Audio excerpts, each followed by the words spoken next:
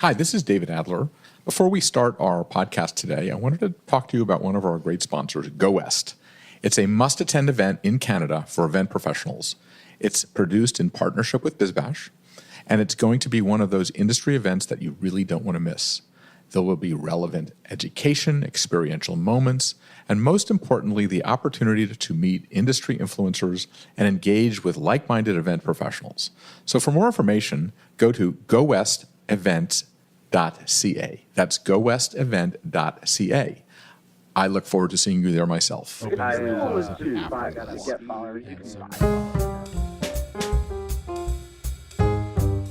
Welcome to GatherGeeks, a podcast by BizBash, the place where people passionate about meetings and events come together. Here are your hosts, BizBash CEO David Adler and Editor-in-Chief Beth Kormanik. Hi, David. Hey, Beth, here we are, another GatherGeeks podcast. Our guest today is Heather Mason, CEO of Caspian Agency. That's an event strategy and production company that she founded in 2005 and is based in San Francisco. Attendees of BizBash Live Los Angeles had the opportunity to hear from her at a workshop. And in the interest of bringing her insights to our GatherGeeks listeners, we wanted to have her on the show. Heather developed the Caspian 10 Essentials, which outline a process that covers all areas within event production. She's going to get into all of these in the discussion, but they include things like success metrics, audience mix, and budget. So, David, this is a conversation that mixes overall strategy with these nitty-gritty event details as planning primer, down to when you should schedule bathroom breaks. Yeah, I mean, this is really a masterclass in events. It's the kind of thing where if you are in this business at all, especially in the nonprofit world, you really need to listen to this and take notes. So she's going to share her process as well as the thing she thinks is actually the real work of event producers and making moments count. Let's listen. We want to learn about the problem that you solved. So let's first talk about why are you here? What was the problem that you solved in the event industry that you are banging your spoon about constantly before we even started? You bet. It's my favorite thing to talk about. So when I first looked at the events industry and got into it, one of the things that struck me was that there was not an accepted codified methodology that everyone was following when they engaged an event. And I thought, every other industry has that. Every other mature industry has that. The events industry is a mature industry. So where's our accepted methodology? But what did you see that drove you to this conclusion? There must be some stories about why you decided to reinvent this business. Yes, there definitely are. So I had worked at a couple different companies, and every company, I was the head of marketing and I oversaw an event department. And every time they decided to do an event, it was as though it were brand new. And we'd sit down and some of the executives would brainstorm speakers first, which is a bad way to start programming a conference or a convening. And sometimes we'd sit down and the executives would talk about where we were going to have the event, which is a bad way to start an event process. But the event department I oversaw didn't have any leadership to change that or say, no, those are not the first 5 steps, because there's this accepted way of engaging an event. Give us a 2-second on where were you at this time, where you saw this? I was at Broadstream, which was a tech company, and then I was at Ultra DNS, another tech company, and then I went to Charles Schwab, and actually I saw the same thing. No matter what the issue, no matter how big a company was, exactly. You saw the same problems. I mean, there were varying degrees. I would say Charles Schwab definitely was more sophisticated, but still, the powers that be and the driving forces were coming from above, rather than allowing the experts, which were the events folks, to really drive that in a meaningful way. And, they are a very good company, but I thought if we had these accepted tools, then I would be able to go into a meeting and say, you need to follow my process, as opposed to being driven and pushed around by the winds and waves in a given company. Is that because everybody thinks they're an expert on events because they've been to an event? Yes, they do. I would say, and I bet your audience knows this too, the amount of days that go by in a year where I am not told I do what you do are probably, I could count on one hand. So, and I think part of it is the nomenclature an event is a very ubiquitous term. Oh, you're right. It can cover anything from a birthday party to the World Series.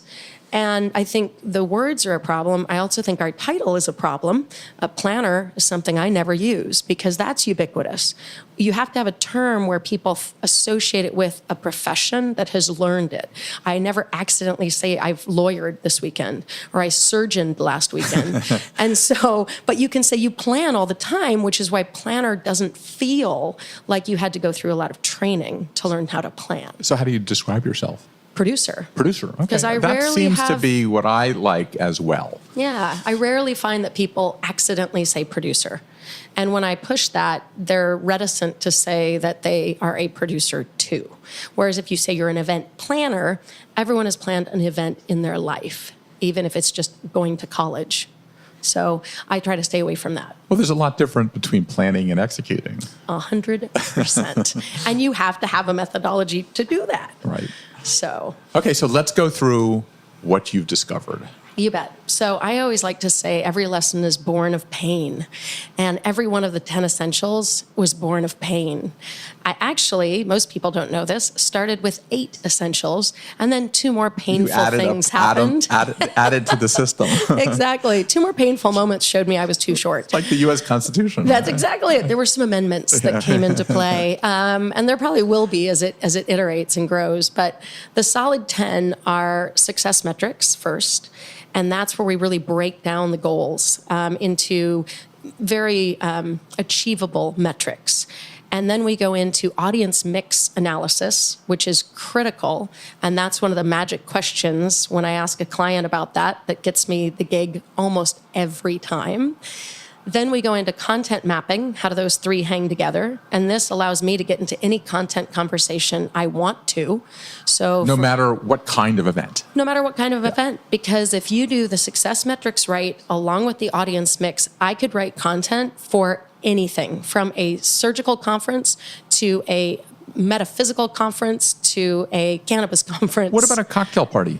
Doesn't cocktail party has to have as much content in some form, whether it's the Absolutely. same idea or it's, it's not, maybe it's not as substantive, but their outcomes are part of that content? 100%. I like to say I want to squeeze the value from every single minute. And if you can metric those minutes as to what outcomes are going to happen from them, you're going to be able to justify the budget that you need. Okay. And that's what I really like, because we put the budget last. And everyone, always jokes and says, oh, you can't do that in my company or this company. You can do it every time. If you lead someone with logical breadcrumbs through this system, they're stuck in a room where they have to agree with you. Okay, And I love that. Okay, so you've got, where are you now? You're at the So third. those are the 3, Okay. yeah. Then 4th is roles and responsibilities. And I love that because it's basically a Trojan horse way that we get either the client to allow us to have more resources, or if I'm doing this internally for a company, I help the event manager get more headcount almost immediately. It's magic when you show the gaps of what men, money, and materials a company needs, and they always do. You're so right. Whenever I would do a map of an event and do mind mapping, all of a sudden when you start mind mapping, you say, what about this? And what about that? And oh my God, there's this huge hole. Exactly. And that's the best part is we use the 10 essentials to uncover these holes. Yeah. And one of the biggest holes is headcount. And when you do this process, all of a sudden the company is forced to admit they need to hire more people. And it's normally for the women that work there, which is what I love. Well, so say that again. They need to hire more people, but it's not necessarily people. It's more bodies to do things or more talent to do things as opposed to like headcount. True. Yes, exactly. So right. I don't want to make that we're all of a sudden we're starting to hire more people on staff. No, but they sometimes do. Sometimes, yes. As a result, but I would agree. Sometimes they also understand they need to outsource more, or they need to have more experts outside of them. But regardless, what comes out of it is they can't continue to overload the only existing humans they have on staff, which is what a lot of people are doing right now, and why it's such a stressful industry. But they don't even know that they're overstressing them No. because they didn't know how to do a plan. That's exactly it. And they have no idea how many hours are being either put into into those people, or being pulled away from other people in the industry, in the business, away from their critical tasks. Okay. And actually, as a side note, I'm pitching to Oxford University that they should do a study, an analysis on this, of how many, what kind of turnover happens inside a company when they do a massive scale event with only their internal people. Because anecdotally, I see it all the time, because we are called in after the detritus happens. And I think, for all these events, they're like, we're break even, we're making money. If you add up the amount of institutional knowledge that leaves when people quit, and the morale dive, if people are doing these types of events with unskilled individuals in-house, stressing them out, these are not break-even events. They're extremely costly. So that's the burnout that causes Burnout's all huge. sorts of issues. Okay, so what number are we on we're now? We're on number 4, roles and responsibilities. Okay. And then we go into speaker leverage and logistics. So speaker leverage, we look at speakers as a tool. How do you want to use these? How much of a draw do they need to be? And I'm really finding that the big names are not as big of a draw as format. And I know we were talking about that.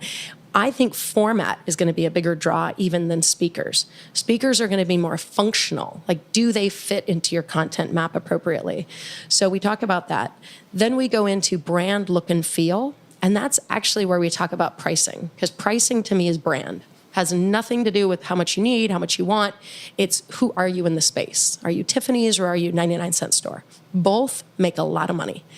And then how do you want the event to look? How does it feel? Is it flashy? Is it low key? Is it, what are we making this experience be? Then we go into communication plans, also one of my favorite. Communication plans are internal and external. So the internal team meeting and discussing, and then external, how you're marketing, how you're talking to all your different audiences, from delegates to speakers to board members to sponsors. Every single one of them needs a communication plan. And I find that's where a lot of things break down. There's a lot of pain that came out of learning that essential lesson. And then we go into timeline. And then we go into budget, and then we price what we've built. So what were the 2 additional that you added versus the original 8? Brand look and feel was one. Okay. Yep, absolutely. And then I'm trying to remember if it was probably internal communication plan, because we had an external communication plan, but it's critical that we at Caspian, we set up how many times we're going to meet and talk with the client, all the way through and including till the end and after the event during our first meeting. That changed everything. So that's one of and then we also send a weekly email to the client every single week with their timeline. Planning an event and wondering how you can give your attendees the best experience possible?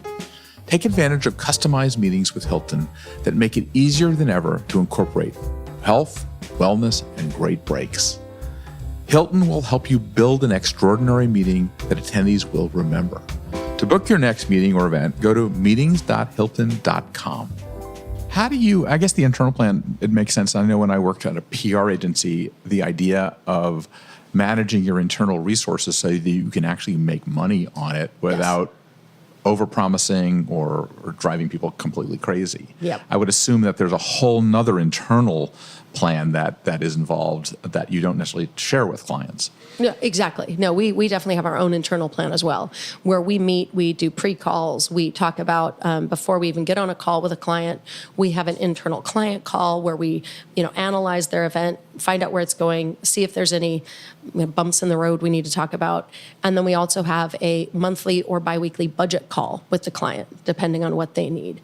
But again, all those communications are outlined up front. Because what we found, and this is one of our principles at Caspian, is we were getting pull communication. That's what I call it. Say that. What does that mean? Pull communication is when the client reaches out and says, "I need this. I don't have this. I don't know what's going on. I don't." What we've created is panic on the client side, and that creates micromanagement. What we find if we do push communication, which is Monday emails, you're going to get this call, pre-call, you're going to receive this. Can't wait to send you this, very much a pushing out, then we don't get pull communication, and then we don't get micromanagement, which is awesome. Because the minute they see something going wrong, Exactly. I would say as a client, Yeah. you mistrust everything else. 100%. It doesn't even have to be going wrong. What we found is you just don't know. If don't you know. wake I up agree with that, yeah. and you're in a panic and you don't know the status of things and you think, am I going to have to watch this ball for you? Then everything after that is, I have to watch this ball for you. Right. Especially if you're outsourcing and you're dependent on your vendor to do it and they're Exactly. not being accountable. Right. Exactly. You are causing more stress than ever on the client side. 100%. And if you're just not communicative, Yeah. because maybe we've had it done, but we can't go in our black box and do all our things Right. and pop up 2 months later. So what does the setup look like? You get the client, you get the account, Yep. and what does the onboarding process look like? Oh, it's fun. And it became a lot more fun with the 10 Essentials because before this, it was, a bit of a hide and go seek to try to find the information. Now we've got a structure that we know exactly what information we need and how to put it in our little ladder, our lattice work. So we'll do an initial findings call. And in the initial call, we'll go through success metrics. And that gives us basically the roadmap for everything else. And are those being pulled from the client? Or are Yes. those being something that you're dictating to them because you've seen it before? We're pulling it from them. Okay. Now, we definitely add some things, but we pull out of them. It's a little bit like therapy because we ask them, so, what do you think about this? What's the outcome that you see? And the best is when there's a bunch of people in the room and you can tell they've never talked with each other about this. And is that 90% of the time? Yeah, it's 90% of the time. Everybody has a different view. When you really get into the outcomes and the visions than they thought they did. And what are the sort of the common things that you uncover when you do this? One of the biggies is that no one has really thought about the ratio of the types of people they want in the room in order for success to occur. Why is that important? Because if you don't, in one of the examples, we were talking to a client who wanted to have funders meet entrepreneurs and entrepreneurs meet experts so they can all learn. That sounds great. Sounds like a great mix. Well, you can't have all funders and have this event work. You can't have all entrepreneurs and have this event work. Okay. So there's a percentage in there, and that's a simple one. There's some where we have 20 different categories, and in a sense, you need about 5% of each of these to make the mix work. So are you saying, this is interesting, I never thought of it this way. Are you saying that all gatherings are a bit of a marketplace? Yes, very And much that, so. that I've never thought of it that way, that, Yeah. that you're basically creating a real-time marketplace of whether it's ideas or whether it's commerce or whether Yeah. it's education. Right. I mean, That's a really good point. Yeah, I never put that title to it. I might have to take that. Okay, well, you're welcome to. Yeah, I like that because the audience mix, and that's why it really is the number one way we get business, I would say, is no one's ever thought about those ratios. And what we go into also are shadow audiences. Well, are you going to allow guests to come? Well, of course. And it really bumps into, I always say, where logistics meets strategy is the riptide of life. Because if you already have a room that's 200, you can only fit 200 humans. Well, you might have all 200 seats spoken for if you do your audience mix correctly. Because let's say you only want 5 academics. Let's say you only want, 4 funders. Let's see, all of a sudden you're full. Now it's an invitation only, one by one ask instead of the previous strategy, which might have been sending out massive emails. But you're focusing on, these are private events for the most part. Yes. Conference, just to give people the Yeah, context, these are not absolutely. ticketed events where you're inviting Rarely. the public. So Rarely. you're talking about a real B2B atmosphere, whether Absolutely. it's an association or whether it's a government organization or 100%. a corporation, Yes. which is the holy grail. And it is, there is a, Scott Heffernan, who started Meetup, has this great line that I always been stealing called, that says that content is no longer king, contact is king. Oh, I like that. Isn't that a good one? I love that. Because that's all the content you get could be free Yeah. or it's ubiquitous. 100%. But the person you're sitting next to is the scarcity. Yes, that's exactly it. And that's why those audience mixes matter. And an audience mix, I think, can also matter for a big consumer play, B2C, because at that point you're looking more at your marketing mix. You need, okay. That's a good point. 50% have to be moms that make over $90,000 a year, but 20% you might want to be millennial moms because that makes the meeting more interesting. And I talk about it like a recipe because of what you're saying. The contact is interesting. If maybe I go to, I'll use myself as an example, an entrepreneur event, meeting entrepreneurs at my same level is interesting, but also maybe there's some artists that somebody has thrown into the recipe with us that makes it really special. Or maybe they throw in a really interesting design thinker who's going to talk with us that's really interesting. Okay, so where does the element of getting people to talk to each other fit into your principles here? So that's in the content mapping. Content mapping, And the okay. thing I like about the content mapping is we make it both an art and a science. And Caspian's tagline is event science. But the science of it, to me, frees you up to play. So if you know when you're going to start your event and you know when you're going to end, you know when people pee and when they eat, you now have enough puzzle pieces where You literally put in when they're going to pee? Because they're well, going it to drink depends enough water. on the breaks. Yeah, exactly. You don't have to program breaks. You can program breaks, but you must understand people pee during the course of the event. Some Yeah. people will come in and out. Some people like to program those. Others let a little more free for all. This is the first time I've had a pee content relationship discussion in 20 years of doing BizBash. I like that we can add something new to this content mix today. But yeah, if you do the start and finish and then those break times potentially, you now just have a mathematical equation of how many minutes you have these humans, right? And so once you know the mathematical, number of minutes, well, now you can start to play within there and you can say, if your metrics say, we must have people meet, this is great. You can say, well, what percentage of your content would you think has to be devoted to that? Now you're playing with the math and the art. Well, let's say 50%. Great. If it's a 20 hours I have these humans, 10 of these hours are going to be devoted to this. Now let's play with all the ways. Wait, go back first. Is 50% the kind of what you use as a rule of thumb? No, I would love it if it were. I would beg my clients if that were the case, but nobody wants to give up their hold on talking at people. And I think until we wrest that holy grail out of people's hands, it's a huge mistake. I've never done one event yet in the history of all of my events where we've had a survey say there was too much time to get to know the people. Too much time. Right. I could tell you a million, though, that say, why weren't we allowed to talk to anyone? Why were we treated like we're children in school? And that's what we've done a lot to people is we've recreated school. And unless it's an educational conference, why are we doing that? We are the adults on the playground. We can dictate recess. So what is your perfect scenario? Oh, well, I would say the perfect scenario is you have enough content to frame and get agreed principles potentially, and also agreed principles of how to interact with each other. Because I think humans, just like a playground, need to know, don't hit people. But once you have the framing and you have enough of the content, now it's up to you to figure out the rooms and the interaction, and that is the work.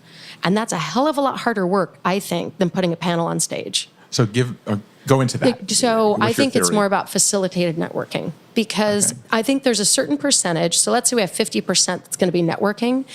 I think, 20% of that maybe should be random, serendipitous. You can't take away the beauty of serendipity.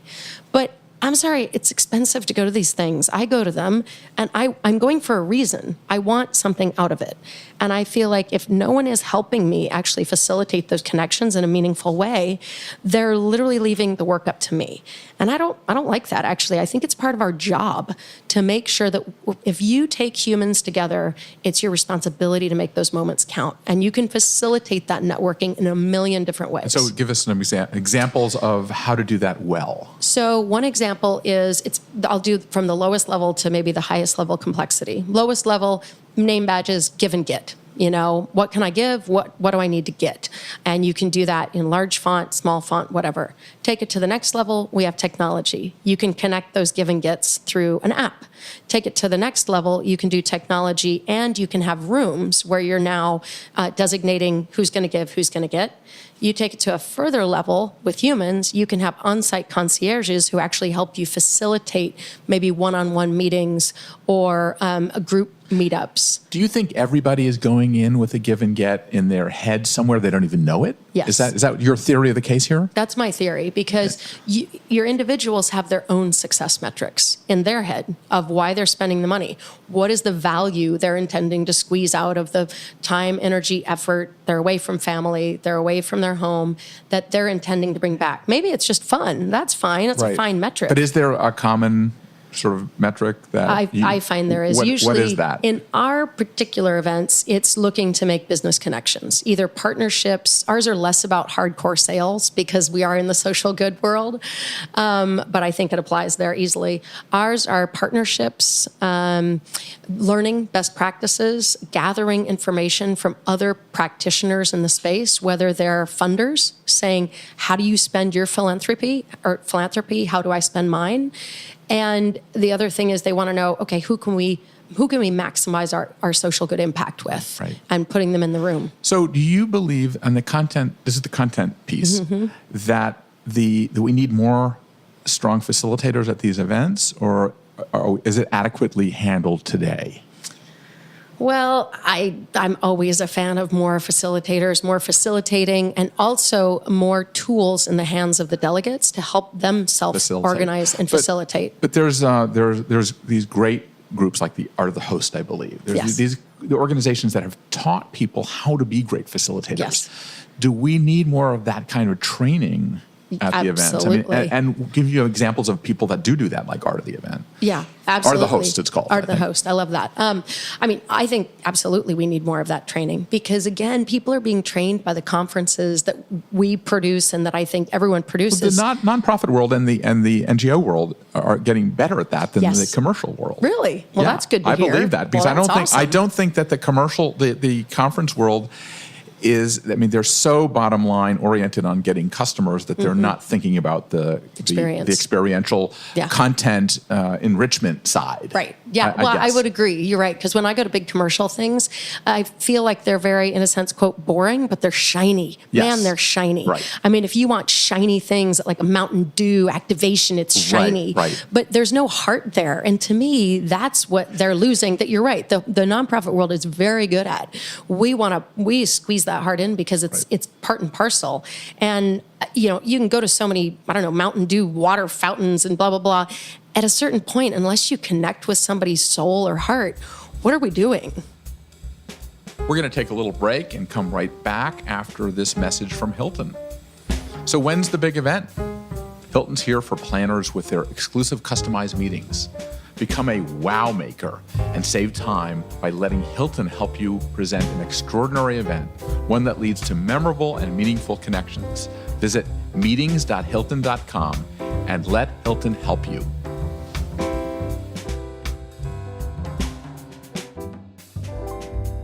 Well, I'm wondering if, like, when I speak at all these these commercial entities, very rarely do people actually take a look at what I'm going to say. Oh, at really? the not-for-profit, the NGOs, and they really are concerned about what you're going to say. Very much. But it's sort of shocking. We do at BizBash, we actually go through and make sure that the content works. Right. But most times it's just like a bother because they're not staffed up to go through and think out the content strategies. Interesting. Yeah. Oh, I would never have guessed that. That's good to know, because we don't work as much at corporate. I'm just used to every single presentation going under scrutiny because of the messaging, because of the brand feel and values. We have to be very careful even with the things we buy, and it's Caspian's value anyway, that it's very inclusive, that all our materials are sustainable and well-sourced. And you're right, I live in a world that's extraordinarily scrutinized under a microscope.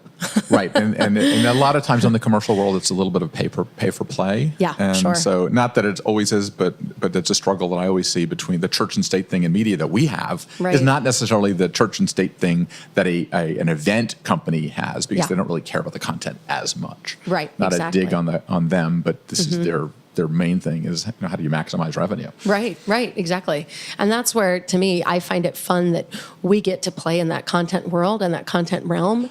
And I like your idea too of saying whether you're at a cocktail party, whether you're doing whatever, those content minutes matter, and really analyzing how you make the most of them. Okay, so go through the next pieces of it, because we were trying to get through this. Yes. So let's see, which essential would you want to hear more of?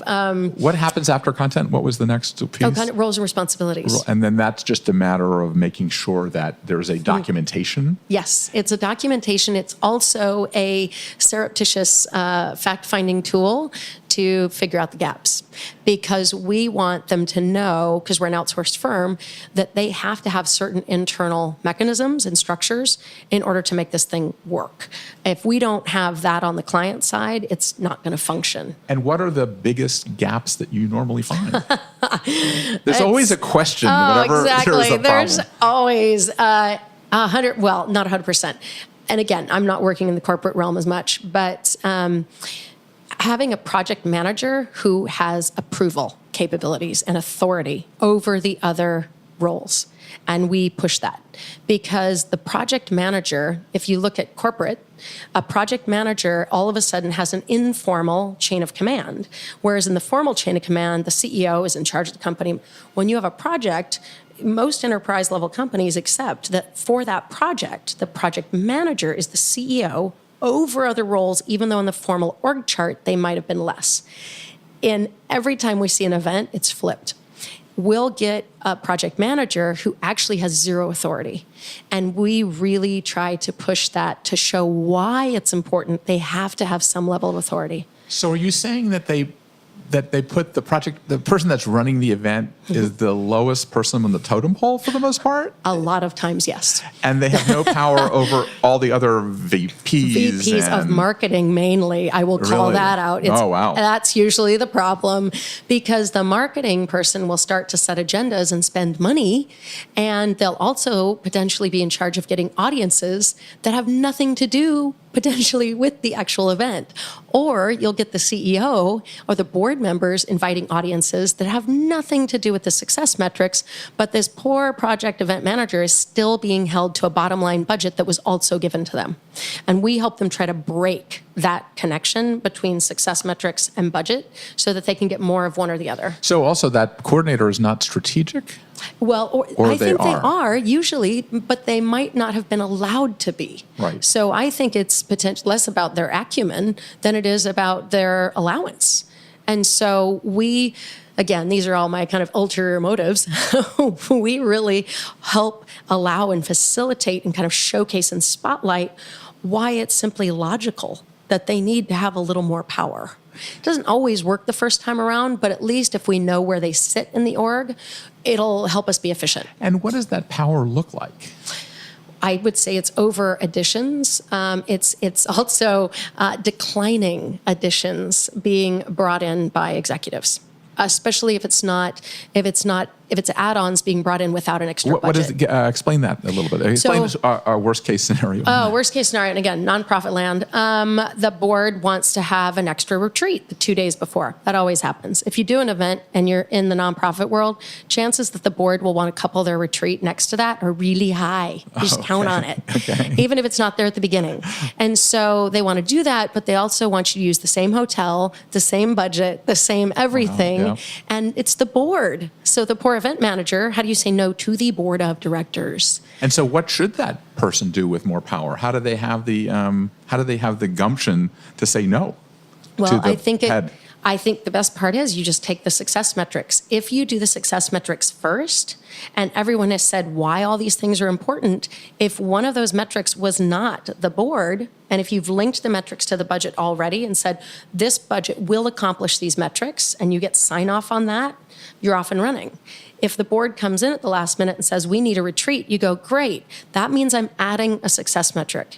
If I add a success metric, as we've talked about in the accepted methodology of events, we must add budget. You do not get to add metrics without budget. So- this is why I wish there was a methodology, because we Right. could all look to that. Right. Everyone would accept it like the 10 Commandments, and there wouldn't have to be a big discussion. So on the success metrics, are you getting the board and the people who are higher ups to sign off on it? Yes. Is that Yes. that's a ritual? That is a ritual. That's what we tell them to do. Because once you get sign off on that and you link it to the budget, there's always add-ons, and that's great. But now you've got a way, you've got a tool to be able to go back to them and say, hey, we all agreed. If we add here, we add here. What you can't do is continue to squeeze my stress level and not add here. And that's what happens, I see, 99% of the time. Because you do have great ideas. I'm a CEO. I make my staff crazy all the time with new ideas. But Right. you have to add budget to it or headcount. How do you do, so you have all this methodology. Yep. You said the last ones are timing and budget. Yep. You can't do the success metrics totally until you have all of that done, right? Because you really don't know, you don't know what the budget will be because you don't know what's going to cost yet. How do you sort Right. of We put don't- those together? Yeah, we don't do the budget till the very end. So once we go through the entire process, we get everything that they want to do, what it's going to look like, how many people we have, what kind of communication strategy. Oh, registration logic. Duh, I forgot one. I'll have to add that in because that's one of the most important ones. Registration logic, how they're going to use that system, et cetera. Now we, in a sense, we've described the house. Now we can price the house. So the pricing comes last, and then we decide, can we afford the house, or do we need to not have the marble staircase? Do we need to cut back on our 3-car garage? Right. But at least now we're going back upstream instead of being shoved into a budget to begin with. But you're not asking the people that are making the decision to sign off on the success metrics until after they see the entire plan, or do they? No, they sign off on the success metrics right away. Right away. So you don't have to wait till you're done. No. And it should not impact necessarily the final house. No. Yeah. Okay. Well, it might, but then we just go back to them. So let's Okay. say they're like, yep, these are exactly the goals we want. That's what I want to know is in their head. No one wants to build a mediocre house. So that's why we don't start with the budget, or else you're literally building towards mediocrity. But then are they signing off the second time too? Yes, they have So to. they're signing off twice. Yes. So then when they see the very end budget, they might say, $5 million, that's way too much. Okay, great. Which one of the metrics would you like to sacrifice? And then we can show you. Now, all I'm doing is deleting things off the metrics in order to get them down, let's say, to a $2 million budget. And you can do that. And then they get really bummed. So sometimes they find some extra money because they want those metrics. And so that's where we're trying to play that game back and forth. So whether you've got a small budget of $25,000 or a $2 million budget, does it matter? Nope. And what kind of paperwork and sort of process do you have? Do you have like a booklet that has all this stuff in it, or do you have a system? Do you have what? How does this become? How does this happen? Real? Yeah. How does it become mechanical? So we have templates for each one of these 10. And they're very specific templates. And in fact, I'm writing the book. So the book will have all the templates, as will the online classes that I'm going to be doing. And yeah, every single one becomes into the book. And then once you finish that, the idea is now you move into execution phase. And everyone gets those 10 essentials, all 10 of them ready to go. You can print them out even.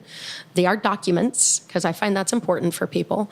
And then if anything is changing throughout the life cycle of the event, you can go back to those and change them, as opposed to constantly being in the planning phase, which again, project management accepted in companies all around the world have this accepted procedures and protocol.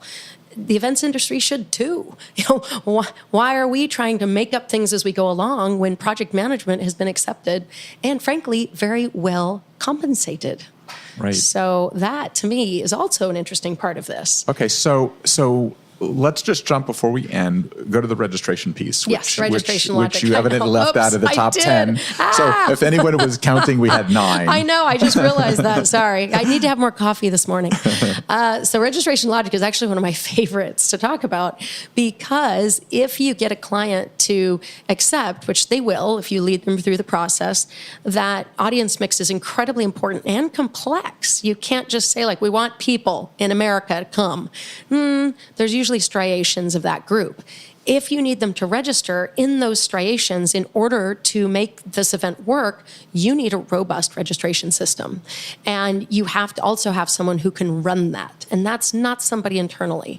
I mean, if you're doing a birthday party, great, use Evite. I think it's wonderful for that purpose. But you need a bespoke built or purpose-driven software system to do this. Well, we both were at the same dinner where Yes. concierge.com, and their whole thing was, how do you break it down into small events Yes. around the big event? Around the big event. And I it was a loved genius talking with him. concept. Yes. I had a call with him you last did? week. Oh, great, Yes. great. And I just... Eric is brilliant. See eye to eye with him, 100%, because his view of how audiences are broken down and the individual experience those audiences need to have. For ours, it's board members. Board members have a very different experience than everybody else. It was interesting, though, that he said that he has a software system, but he also coupled it with a real sort of activation people. Yes. Because it's not just something you just turn on a box. Exactly. Yeah. And to me, this is the best part, too, because things like this save us from being completely automated by the robots, in that you have to have some level of customer service, but you can't effectively enforce or engage that customer service until you striate and silo your different audiences and you can truly see their different experiences. So in a sense, registration logic and external communication plan are wonderfully joined in his software system. And I loved that. Now you can see why I enjoyed speaking with him immensely. Well, you actually brought up another point. Like, what is part of an external communication plan other than PR? What does that mean to you? So for us, it means what are you going to send? What kind of communications are you going to send over the life cycle of an event to your different audience groups? Okay, so nothing to do with outreach necessarily. No, ours is not marketing. It's not marketing. We talk about marketing, but we don't as a firm do that. Right. And we recommend external marketing and PR firms because we find for our skill set, it's more like pizza and donuts. There's donut firms, we're a pizza firm, and we would need to partner with them. So go through that again. You believe that an event firm should focus on events. Yep. And a marketing firm should focus on the marketing of the event to the public to get more people to attend and Yes. things like that is kind of the idea? Exactly. We don't get butts in seats. Okay. So what we do is we try to build the best house possible that will be the most attractive for those butts.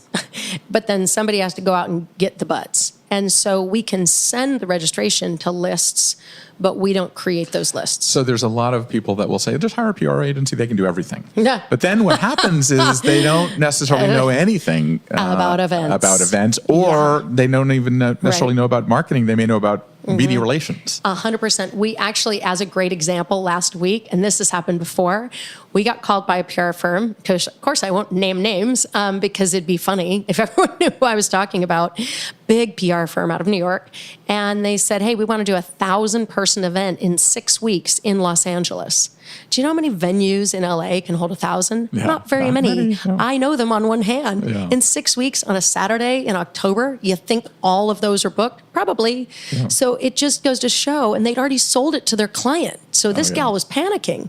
And it just goes to show that like the lack of respect, in a sense to me, of our industry, that you would be so bold to say you could do a 1,000-person event in a city because what, you woke up today? I don't do that with surgery. I don't say, well, I can handle heart surgery. I just need a knife and an X to mark the spot. Well, I think one of the reasons that you're here today is that we are trying to raise the level of our industry because, as I completely say all the time, that we're no longer sitting at the children's table for Thanksgiving, and that events are taken seriously, and they actually are one of the most effective strategies 100%. and not just a tactic anymore. Absolutely. Yeah. In fact, I just was engaged. I'm sending off the proposal today for a major foundation. And I think this shows that this is happening. This is a success story. The momentum, the wave is occurring to design an entire year-long strategy for their events for their highest level donors. And they didn't even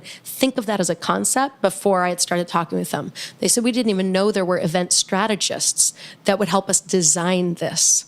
And after a few conversations, immediately signed a good contract.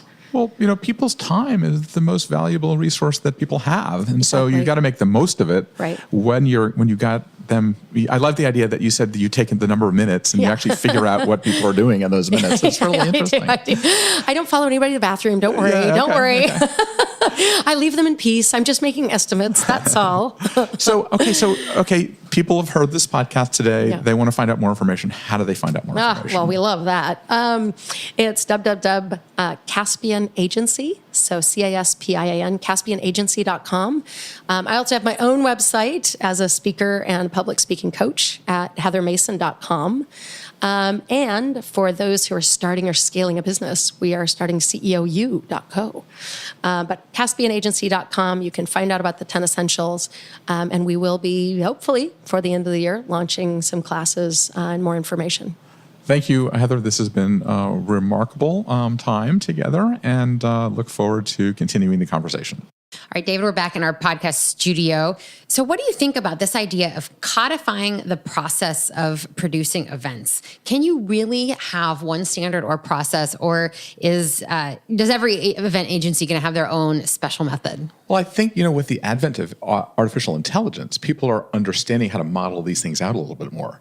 And there's a lot of different paths to go different ways. So I guess the more you codify, the easier it will be to create these processes using artificial intelligence in some ways. I'm not sure how to do it yet, but I think that we get the data points, maybe we can figure it out. Mm-hmm. Should that be the goal, though? I mean, how much should we look to that as maybe increasing the professionalization of the industry, yes. opposed to some agencies always going to say we have our special formula. This is how we do Yeah, things. I mean, it's also about the humanism about it. It's about the process about it. And it's about knowing as much as you can so that you can not use the formulas in many cases. It's kind of like really in-depth. It's an in-depth understanding of the human process. Mm-hmm. She makes a lot of persuasive points about it. If you have this process, then you can potentially get more staff for your event team. You can avoid micromanaging and all sorts of other benefits. Do you know, whenever I mind map an event and you see how complex it really is, sometimes it says, I'm not going to do this event. This is like way too hard. And I think that that's what this is. And then you can see and you can illustrate the amount of work that it is if you have a process and you really think it out. Mm-hmm, mm-hmm. She's also advocating strongly, I think, for more power for event teams. And I know that's near and dear to your heart, but I just wonder, is this a winning battle? Where do we stand now? Colin Cowie talks about how his military training was the thing that prepared him most for being an event organizer. And military is all about process. It's all about sort of how people do things and how people do scenarios and practice and get better and better and better, because the more you do, the more you learn. Mm-hmm, mm-hmm. I think I think that this is a very good method. I think this is a good way to go. I think that the smarter we are, you can't argue with being smarter. Absolutely.